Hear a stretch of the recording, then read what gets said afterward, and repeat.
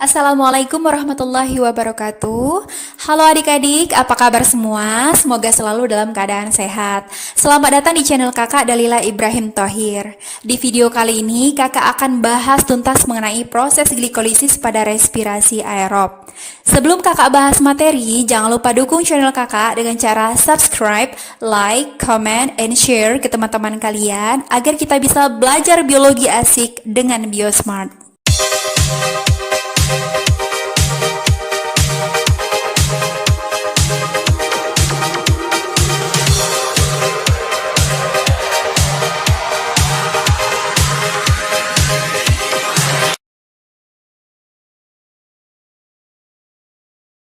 Oke adik-adik, di video kali ini kakak akan membahas mengenai proses glikolisis pada respirasi aerob, di mana glikolisis merupakan serangkaian reaksi yang terjadi di sitosol pada hampir semua sel hidup. Pada tahap ini terjadi pengubahan senyawa glukosa dengan 6 atom C menjadi 2 senyawa asam piruvat dengan 3 atom C, serta 2 ATP, 2 H2O, dan 2 NADH. Dan pada tahap glikolisis belum membutuhkan oksigen. Oke, langsung saja simak penjelasan dari kakak.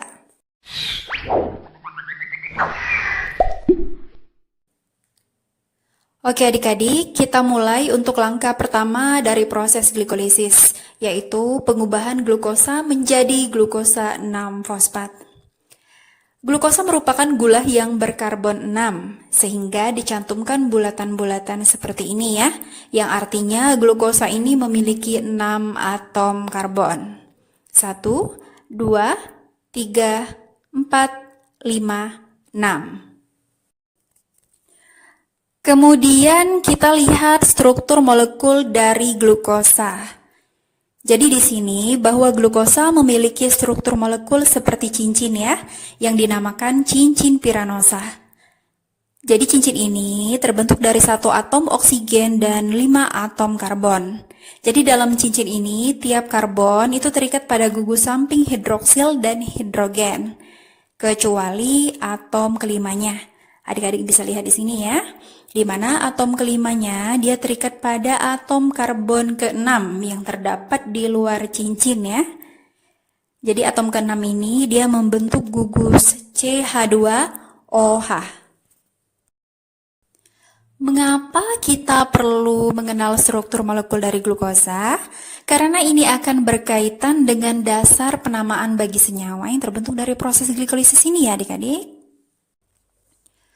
Baik, kita lihat proses yang terjadi pada langkah pertama.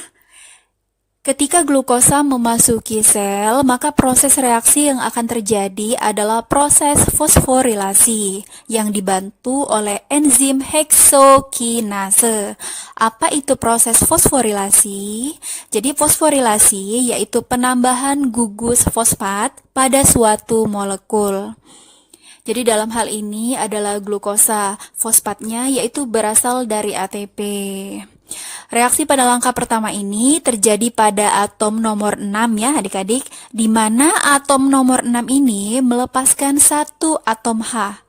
Kemudian 1 atom H ini digantikan dengan 1 fosfat. Dari mana 1 fosfatnya berasal? Jadi fosfatnya berasal dari ATP. Disinilah terjadi penggunaan energi berupa ATP. Yang awalnya adenin trifosfat menjadi adenin difosfat yang hanya tersisa 2 fosfat ya adik-adik. Kakak ulangi kembali bahwa proses fosforilasi ini terjadi pada atom nomor 6. Sehingga disebut glukosa 6-fosfat, yang artinya glukosa yang terikat 1 fosfat pada atom karbon nomor 6-nya.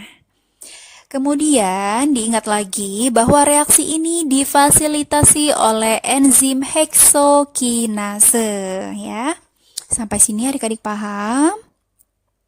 Oke, jadi manfaat dengan adanya fosfat yang terikat pada glukosa akan menjadikan glukosa menjadi ion yang lebih besar, sehingga membran sel atau membran plasma itu menjadikan glukosa tidak lagi permeabel dengan satu fosfat. Artinya, gula bisa terperangkap di dalam sel, tidak didifusikan kembali keluar sel. Kemudian, manfaat lainnya dengan adanya satu fosfat yang terikat pada glukosa, ini menjadikan gula ini lebih reaktif, sehingga akan mudah dibentuk menjadi senyawa lain dalam proses glikolisis ini ya adik-adik. Oke, jadi inilah reaksi fosforilasi yang terjadi pada langkah pertama ini. Apakah adik-adik sudah paham? Jika adik-adik sudah paham, maka kita akan lanjut ke tahap berikutnya.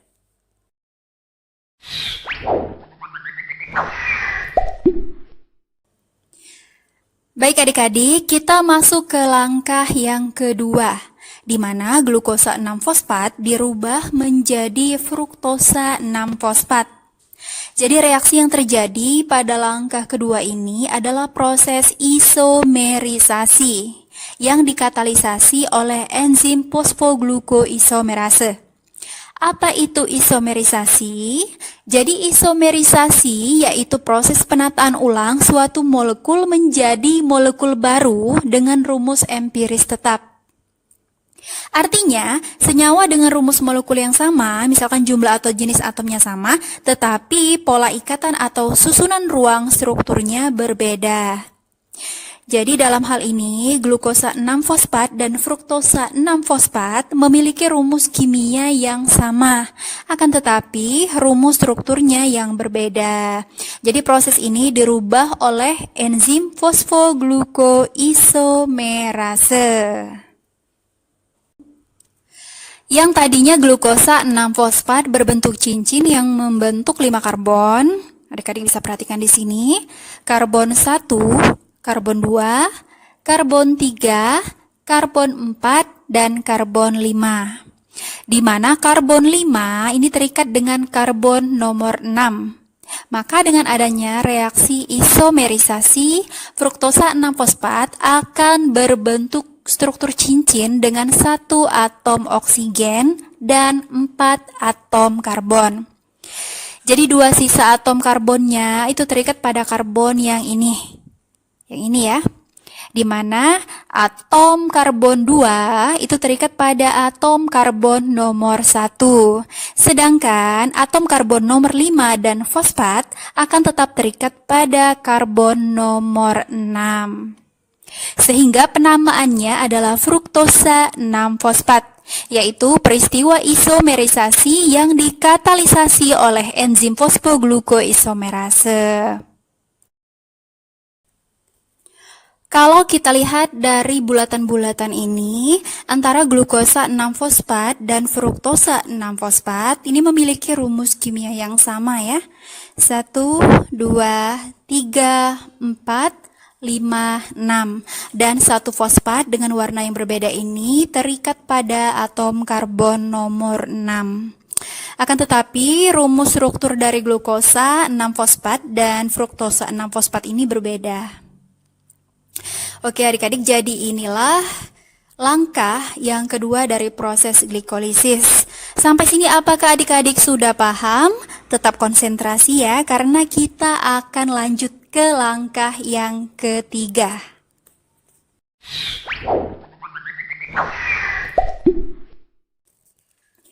Baik, selanjutnya langkah ketiga dari proses glikolisis, yaitu perubahan fruktosa 6-fosfat menjadi fruktosa 1,6-bifosfat.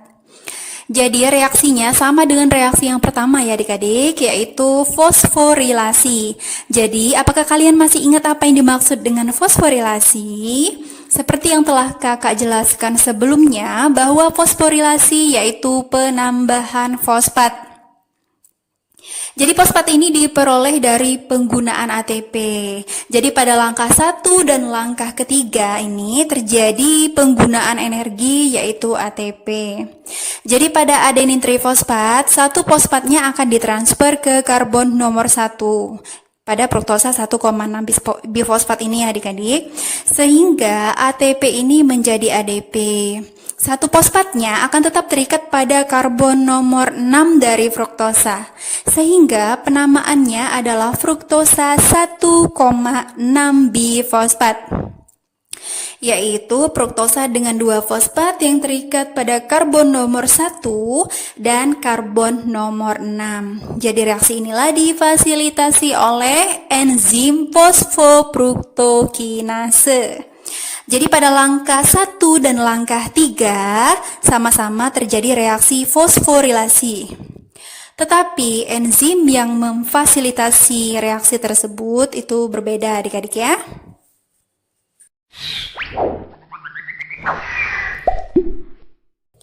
Kemudian pada langkah yang keempat, ini terjadi reaksi lisis atau pemecahan dari fruktosa 1,6 bifosfat yang masing-masing terikat fosfat pada atom karbon nomor 1 dan nomor 6-nya. Yang artinya bahwa fruktosa 1,6 bifosfat ini siap untuk dipecah menjadi 2 gula yang berkarbon 3 dengan masing-masing fosfat. Jadi reaksi ini difasilitasi oleh enzim aldolase. Jadi pada reaksi ini, fruktosa 1,6 bifosfat ini dipecah menjadi 2 gula, yaitu dihidroksiaseton fosfat dan gliseraldehid 3 fosfat. Jadi struktur molekulnya seperti ini ya adik-adik ya. Ini karbon nomor 1, kemudian ini karbon nomor 2, dan karbon nomor 3. Ini juga sama ya. Karbon nomor 1, karbon nomor 2, dan karbon nomor 3. Jadi ini sama-sama merupakan gula yang berkarbon 3. Kemudian dihidroksiaseton fosfat dan gliseraldehid 3 fosfat ini merupakan isomer satu sama lain ya. Artinya memiliki rumus kimia yang sama tetapi strukturnya yang berbeda. Oke. Di sini ada enzim yang berperan yaitu isomerase. Jadi enzim isomerase ini dapat mengubah dihidroksiaseton fosfat menjadi gliseraldehid 3 fosfat atau sebaliknya.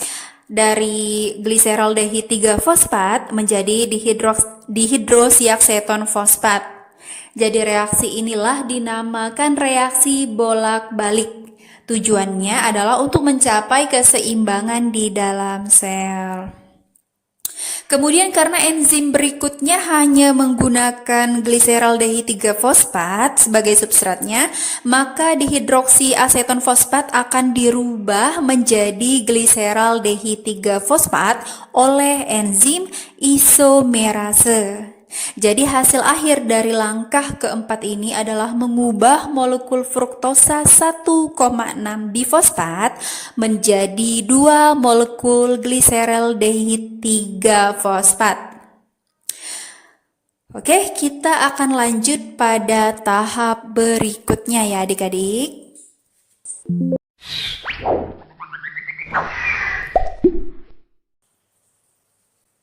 Oke adik-adik, kita masuk ke langkah yang kelima dari tahap glikolisis, yaitu pengubahan gliseraldehid 3 fosfat menjadi 1,3 bifosfogliserat.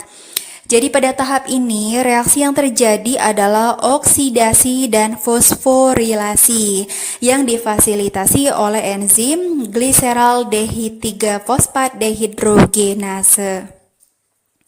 Oke adik-adik, kakak ingatkan bahwa di sini terdapat angka 2 ya. Dari mana angka 2 ini? Yaitu berasal dari langkah sebelumnya, di mana molekul dihidroksiaseton fosfat dirubah menjadi gliseraldehid 3 fosfat. Jadi hasil akhir dari langkah sebelumnya menjadi 2 molekul gliseraldehid 3 fosfat. Jadi adik-adik jangan bingung lagi ya, maksudnya dari angka 2 ini ya. Oke. Kita lihat dari reaksi yang terjadi. Jadi reaksi pertama yaitu oksidasi. Maksudnya adalah reaksi yang mengalami peningkatan bilangan oksigen dan penurunan elektron. Yang dalam hal ini, enzim gliseraldehid 3-fosfat dehidrogenase akan mengoksidasi molekul gliseraldehid 3-fosfat untuk melepaskan atom hidrogen.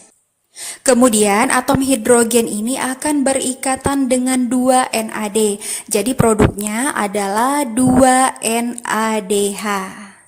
Kemudian setelah pelepasan elektron berupa hidrogen, proses oksidasi juga akan menggabungkan atom oksigen ke molekul gliseraldehid 3-fosfat.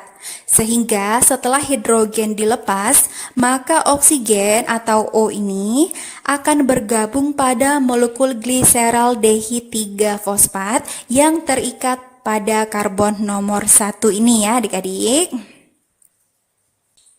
Kemudian reaksi yang kedua yaitu reaksi fosforilasi.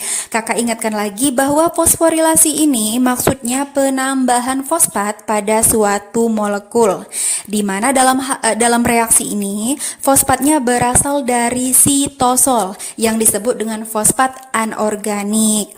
Jadi, jika sebelumnya fosfat itu berasal dari ATP, akan tetapi fosfat pada langkah kelima ini diambil atau tersedia dari sitosol dalam bentuk fosfat anorganik. Berarti jika ada 2 molekul gliseraldehid 3-fosfat, maka akan ada 2 fosfat yang ditransfer, yaitu fosfat pertama berikatan dengan atom karbon nomor 1 yang sebelumnya telah teroksidasi dengan penggabungan oksigen ya adik-adik. Kemudian fosfat yang kedua itu terdapat pada atom karbon nomor 3 sehingga dinamakan molekul 1,3 bifosfat. Oke adik-adik, inilah langkah kelima.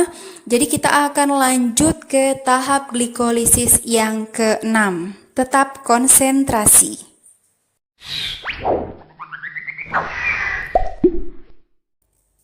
Baik adik-adik, kita akan lanjut ke langkah yang ke-6 dari proses glikolisis ini ya. Langkah ke-6 yaitu pembentukan 3-fosfogliserat dari molekul 1,3 bifosfogliserat yang dikatalisasi oleh enzim fosfogliserokinase. Jadi enzim fosfogliserokinase ini hanya akan melepas satu fosfat ya. Jadi fosfat yang akan dilepas itu yang terikat pada atom karbon nomor 1. Yang ini ya. Yang ini.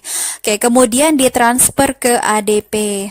Maka ketika ada satu fosfat yang ditransfer dari molekul 1,3 bifosfogliserat ini ke ADP, maka akan terbentuk ATP yaitu adenin trifosfat.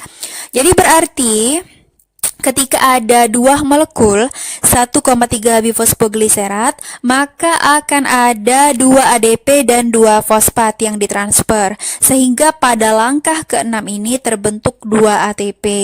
Jadi, ketika terjadi pelepasan fosfat yang terikat pada karbon nomor 1 dari bifosfogliserat ini, maka akan terbentuk molekul 3 fosfogliserat, yaitu senyawa dengan satu fosfat yang terikat pada karbon nomor 3-nya.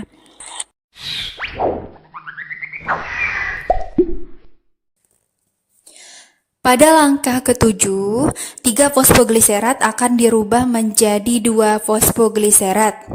Jadi enzim yang mengkatalisis perubahan ini yaitu enzim fosfogliseromutase.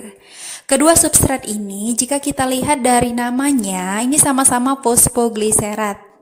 Akan tetapi terjadi relokasi fosfat, jadi pada langkah yang ke-7 ini ya, sehingga terjadi reaksi isomerisasi yang berasal dari kata isomer, yaitu memiliki rumus kimia yang sama, tetapi rumus strukturnya yang berbeda.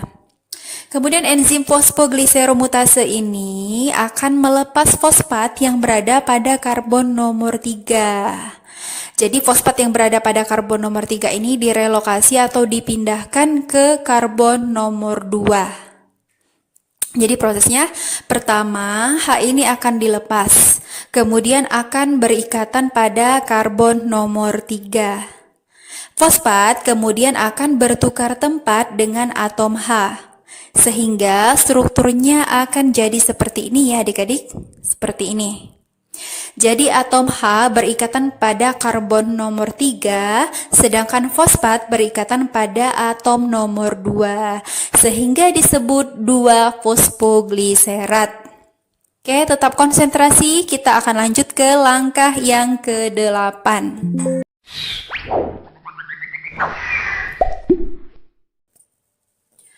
Pada langkah ke-8, 2-fosfogliserat ini akan mengalami dehidrasi sehingga terbentuk fosfoenol pirufat. Perubahan ini difasilitasi oleh enzim enolase. Dari nama reaksinya yaitu dehidrasi, berarti ada pelepasan air, yaitu H2O, yang mana dilepas yaitu pada atom karbon nomor 2 terikat satu atom H. Satu atom H ini kemudian dilepas. Dan pada karbon nomor 3 terdapat gugus hidroksil, yaitu OH. Gugus hidroksil ini akan dilepas dan berikatan dengan H yang dilepas dari karbon nomor 2. Jadi proses ini dikatalisis oleh enzim enolase.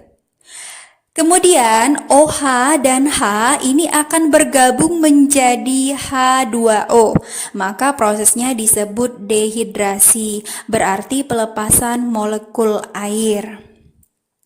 Jadi jika ada 2-fosfogliserat, berarti ada 2 molekul air yang dilepas, dan terbentuk 2-fosfoenol pirufat.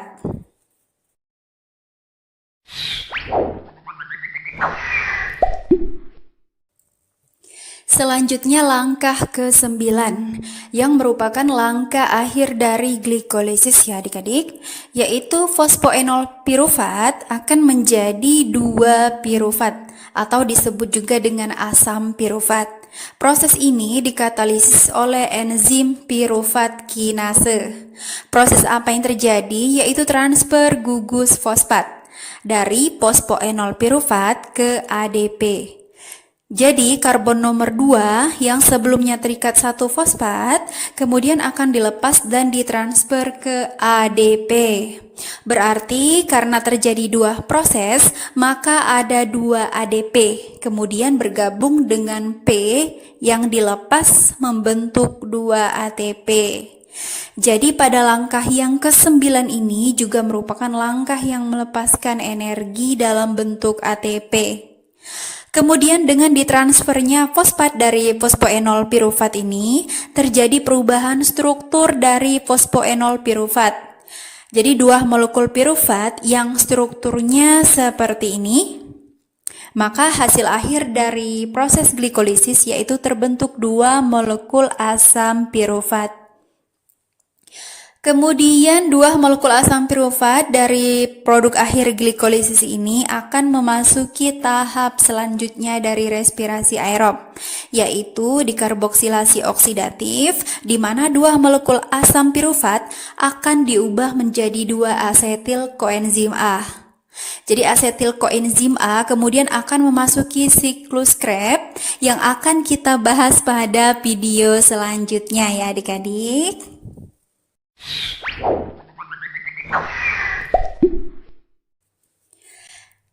Oke, jadi adik-adik hasil akhir dari glikolisis yaitu 2 molekul asam pirufat yang juga menghasilkan 4 ATP. Jadi 2 ATP dihasilkan pada langkah ke-6 dan 2 ATP dihasilkan pada langkah ke-9. Jadi totalnya adalah 4 ATP. Akan tetapi pada langkah yang pertama dan langkah yang ketiga digunakan 2 ATP. Maka hasil bersih ATP dari glikolisis yaitu 2 ATP. Kemudian juga terbentuk 2 molekul air, 2H2O, yaitu pada langkah ke-8 dan 2 NADH dihasilkan pada langkah yang ke-5. Jadi hasil akhir dari glikolisis adalah 2 asam pirufat, 2 ATP, 2 H2O, dan 2 NADH. Oke adik-adik, itulah penjelasan materi glikolisis dari kakak. Agar materi ini bisa selalu kalian ingat, maka kakak akan memberikan biosmart dari materi proses glikolisis ini ya. Perlu kalian ketahui bahwa biosmart di sini maksudnya adalah catatan kata kunci atau poin-poin penting untuk mempermudah adik-adik dalam mengingat dan memahami materi biologi ya. Yang dalam hal ini adalah materi glikolisis. Oke adik-adik, inilah biosmart proses glikolisis dari kakak. Kakak bagi menjadi 2 bagian ya.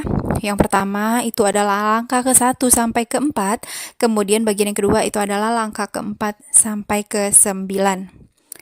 Sini ada gara-gara Pina, Predi di klakson Gisel. Di sini Giselnya kakak ulangi kembali ya.